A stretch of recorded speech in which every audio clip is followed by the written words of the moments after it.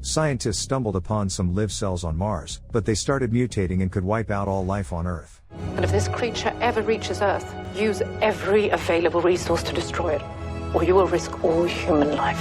Astronauts aboard the International Space Station are eager to retrieve a pod containing samples of Martian soil. However, the pod collides with space debris, knocking it off course. It's crucial for the astronauts to obtain this soil as it could potentially prove the existence of extraterrestrial life. So, a determined astronaut named Rory ventures into open space and attempts to capture the pod with the station's robotic arm. His colleagues are on edge, as the operation is risky and could cost him his life. Miraculously, Rory manages to snag the pod and bring it aboard the ISS. But the astronauts can't celebrate just yet, as they have no idea what horrors might be hidden in the Martian soil. The soil is immediately taken to the laboratory, where it's studied by an exobiologist named Hugh Derry. In the soil, he discovers a large, dormant single-celled organism. Hugh wants to revive it, so he increases the temperature in the incubator, but the Martian doesn't respond. Undeterred, the scientist recreates the primordial Earth atmosphere for the organism and provides it with glucose. To everyone's surprise, the plan works, and it quickly grows into a multi-celled organism. We're looking at the first incontrovertible proof of life beyond Earth. The station commander Ekaterina Golovkina immediately reports the situation to Earth. Schoolchildren from Earth ask the astronauts many questions about the Martian live on live broadcast. One girl gets the honor of naming the organism, Calvin. Despite everyone's love for Calvin, the astronauts plan to study him on the ISS first for the safety of people. After the live broadcast, the ship's doctor, Miranda North, examines the crew members. One of them, named David, has spent over a year in space. Because of this, his muscles have atrophied, and the radiation level in his body significantly exceeds the norm. But David is in no hurry to return to Earth. He witnessed a lot of cruelty from people, especially during his service in Iraq. He genuinely feels good only in space. Exobiologist Hugh also prefers living on the ISS than on Earth. On Earth, he can only move in a wheelchair, but on the station, he freely floats like a bird. On the 12th day of the expedition, Hugh continues to study Calvin. It turns out that each of his cells performs all functions simultaneously.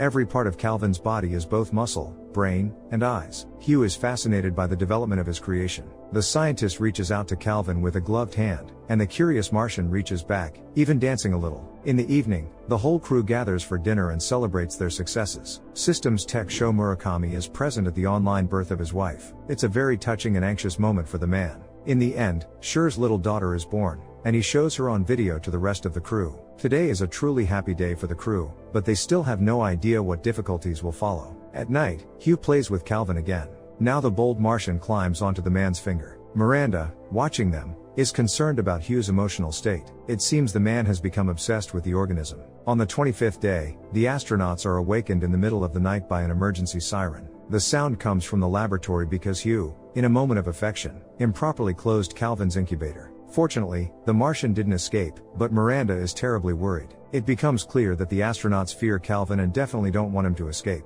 For all I know, we're carrying anthrax on board. You can't compare Calvin to anthrax. Miranda reprimands Hugh and hopes that he won't repeat this mistake again. A couple of weeks pass, and Calvin becomes less active, entering a state of dormancy. Hugh blames himself, believing he ruined the organism. Miranda, on the other hand, is relieved because now she has time to strengthen the security measures. In the evening, Hugh explains to Miranda why he's so interested in studying Calvin. He believes the Martian cells can help humans cure all diseases. In particular, Hugh would be happy to restore his legs and walk again. Miranda approves of his decision to revive Calvin using electrical currents. Hugh takes all protective measures and carefully touches Calvin with a shocker. Initially, the Martian doesn't react, but suddenly, he lunges at Hugh's arm, breaking the shocker. Hugh can't break free, and distracting Calvin from the handshake is impossible. He continues to grip Hugh's hand tightly, breaking his fingers. Due to the pain, the man loses consciousness. Finally, Calvin releases him. Then, using a piece of the broken shocker, the Martian punctures the glove and escapes from the incubator. Calvin climbs into the cage with the laboratory rat and completely destroys it in a second. The astronauts watching this are truly terrified. Brave Rory quickly rushes into the lab and pushes out the motionless Hugh. But at the last moment, the Martian attaches itself to Rory's leg, and he has to stay in the locked lab. Rory remains calm and tries to burn Calvin with an oxygen candle, but the Martian just jumps away unharmed. Then, with the crew's approval, Rory grabs a plasma torch and burns Calvin, but nothing seems to affect him. Angry Rory spends too much fuel on the futile plasma throwing. The gun runs out, and Calvin remains unharmed. Seizing the moment, he lunges at the unarmed Rory and crawls into his mouth. Rory's condition significantly worsens. He can no longer speak. His friends can only watch him through the glass and scream in horror. Soon, the monster completely overwhelms Rory. Suddenly, the last drop of fuel escapes from the plasma torch, floating in weightlessness, and the fire suppression system in the laboratory is activated. Calvin, who has significantly increased in size, senses the air currents and tries to escape from the lab through one of the ventilation pipes. Sho tries to manually isolate the lab, but Calvin still manages to get out. I got out. Where did it go? Could be anywhere now.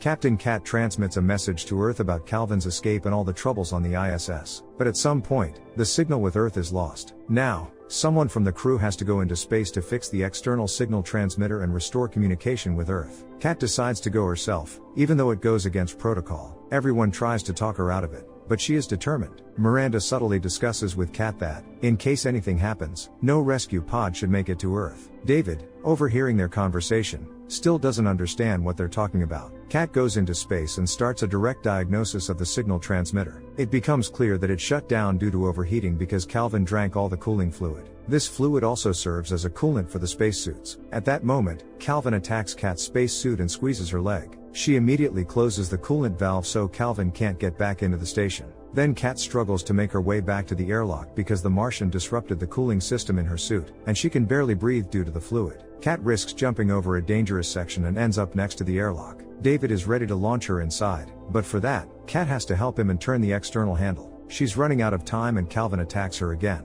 Cat realizes that it's better for her to stay outside with the monster and save her crew. The captain makes a conscious decision to sacrifice herself, despite David's pleas. Cat drifts into space, and Calvin stays somewhere near the station. Realizing the loss of Cat, everyone is inconsolable crying. It's clear that Calvin won't last long without air. Soon, he'll want to return to the station, and it can be done through one of the engines. The crew closely monitors the engines, and Sho sequentially activates them to fry Calvin when he tries to infiltrate. But so far, they can't neutralize the monster. Instead, the station burns a lot of fuel and shifts from orbit. Now, the remaining fuel is needed to bring the ISS back into orbit. Otherwise, it will burn up in the atmosphere. However, in doing so, Calvin will definitely be able to get back onto the station. The astronauts contemplate how to continue to fight Calvin. Hugh, who has recovered, suggests that all humans lock themselves in the recreation sector, and other parts of the station should be depressurized so Calvin can't breathe.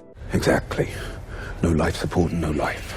Everyone agrees and gets to work on creating unbearable conditions for Calvin. However, Hugh notices out of the corner of his eye that the monster is moving in the recreation sector. This means that he somehow penetrated here, and the whole operation is futile. However, for some reason, Hugh doesn't tell his friends about what he saw, and everyone continues to believe that they will soon overcome Calvin. The crew locks themselves in the supposedly safe recreation sector and waits for the air to leave the rest of the station. Each blames themselves for what happened to their friends. Finally, Hugh predicts that Calvin will spare no one for the sake of its survival, and then he loses consciousness. Hugh's pulse stops, but miraculously, his friends manage to save him. After that, Miranda notices movement around Hugh's legs. She unzips his pants and sees that Calvin is destroying his leg. Miranda wants to injure the monster with a defibrillator, but it only makes him more aggressive. David and Miranda quickly escape from Calvin and hide in the adjacent compartment. Sho doesn't make it in time and locks himself in a sleep pod. Calvin checks all the joints of the pod, hoping to get to Sho, but suddenly, the Martian loses interest in him. Meanwhile, Miranda and David return to the recreation sector and try to save Hugh, but he can no longer survive. All that's left for the crew is to say goodbye to Hugh. Suddenly, the astronauts realize that Calvin swallowed a motion sensor, and now all his movements can be monitored. Using this opportunity, the crew lure Calvin into one of the far compartments and seal the monster in. The only thing left is to depressurize this compartment completely. It works, and Calvin starts feeling worse. But suddenly, the Soyuz spacecraft approaches the ISS and wants to dock precisely with the compartment where Calvin is locked. Since communication is not working, David, using a flashlight, tries to signal Soyuz that it's a bad idea, but no one sees the signal. David looks for other ways to contact the Soyuz, but Miranda stops him. It turns out that Soyuz is operating according to a protocol she had prepared. The ship's task now is to push the station into deep space so that Calvin doesn't reach Earth. And if we would have succeeded, we could have gone home. And if we failed...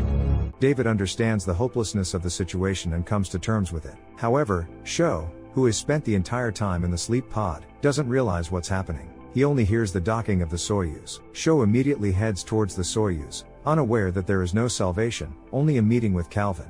Friends follow Sho to warn him of the danger, but they are too late. He has already fallen into Calvin's tentacles. At this time, the Soyuz starts detaching from the ISS, and David and Miranda have one last chance to save Sho. but Calvin entwines him so tightly that he falls into the depths of the uncontrolled Soyuz. Miranda and David try to quickly move to another compartment before the ship detaches and takes them into deep space. Calvin also crawls after them, but they don't let him into the safe place. Then the detached Soyuz almost completely destroys the ISS. There's a breach in the hull through which air escapes, causing the temperature on the station to drop rapidly. Astronauts can survive here for no more than 2 hours. There's another terrifying piece of news. Due to the jolts, the ISS is heading not into deep space but towards Earth. This means that the station will burn up in the dense layers of the atmosphere, but Calvin might survive and reach Earth. Now, the crew don't know how to save humanity. It becomes unbearably cold on the station. David and Miranda deeply regret that they cannot save the people on Earth. In desperation, they share childhood memories. Suddenly, a brilliant idea comes to David. Using oxygen candles, they can lure Calvin into the rescue pod and send it into deep space. However, someone has to fly with the monster to control the pod, while the other can return to Earth in another pod. Despite Miranda's objections, David insists that he will be the one to fly with Calvin. After all, he loves space much more than people. I don't want to go back down to 8 billion of those motherfuckers. Miranda reluctantly agrees that it's the best option, and the operation for the last chance to save humanity begins. David stocks up on oxygen candles and sets out to find Calvin. He locates the monster and hands him the first candle. Calvin is pleased to replenish his oxygen supply, falling for the trick. Then David moves towards the rescue pod, luring Calvin behind him. Finally, they both lock themselves in the pod and launch away from the ship. Simultaneously, Miranda takes her place in her pod and also starts her journey. David activates manual control and tries to steer his pod as far into space as possible. Meanwhile, Calvin begins to attack David, making it difficult for him to control the pod. Eventually, Miranda's and David's pods move in the same direction and collide with space debris. Finally, the pods manage to separate, with one heading into space and the other towards Earth. Calvin completely entwines David and removes the astronaut spacesuit. Miranda tries to keep herself together and do everything possible to survive and tell everyone on Earth about the Martian monsters. One of the pods successfully lands on Earth and descends into the sea. Curious Vietnamese fishermen immediately approach it. Suddenly, it turns out that David, entangled with Calvin, has landed on Earth. Meanwhile, Miranda's pod changed its trajectory during the collision and continued into space. David shouts, begging the fishermen not to open his pod so that Calvin doesn't escape. However, the fishermen don't understand him and release the monster. Do you believe there is life on Mars? Share your opinion in the comments, and don't forget to subscribe to our channel.